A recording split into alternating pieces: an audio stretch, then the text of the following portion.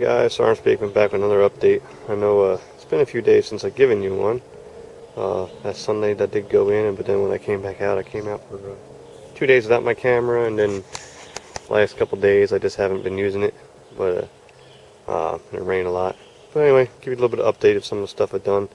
As you can see here, I got my shelter I'm working on.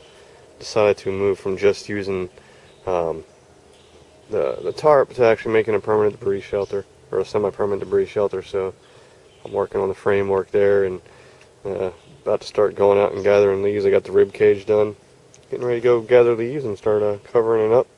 And that's what I'll be working on today. Some other stuff I've been working on. Been doing a lot of cordage projects. As you see over there, I got some vine cordage wrapped around a tree, and I'm getting attacked by a bee. And getting that conditioned to do some lashing work, which is an interesting way to condition vine cordage to keep itself from snapping. Two ways you can do it. You can either soak it in water for about an hour, or you can just tie a rock to it and throw it in the river and in the water and let it soak.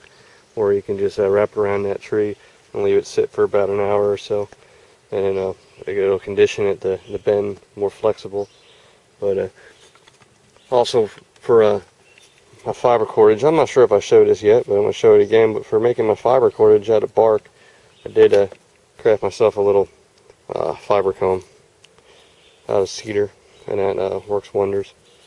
And then acorn season's coming, so I had to make myself. I got a back at the house. I got a cedar mortar, a cedar bowl that I coal burned out of a log, and I made a large pestle nut crusher to work that out. Work the acorns down into a meal, so into a fine ground meal when it comes time for that in the season. But one more thing I want to share with you is if you're out here hiking or camping or whatever, and you got an issue with slugs or snails getting all up in your gear, which can be a nuisance, slugs climbing everywhere, and well, I've been out here for over a week, so I have all this ash piling up, and one good way to deter that is to take all that ash once it's cooled down and just spread it all around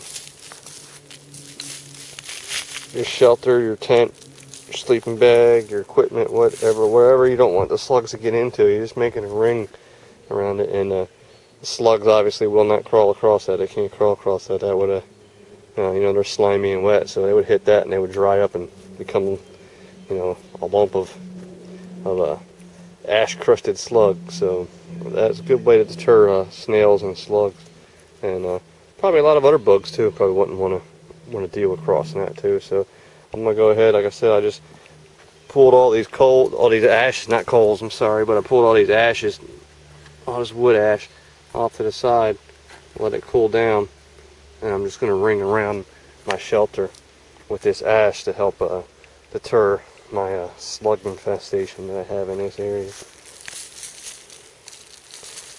So even little spiders running away.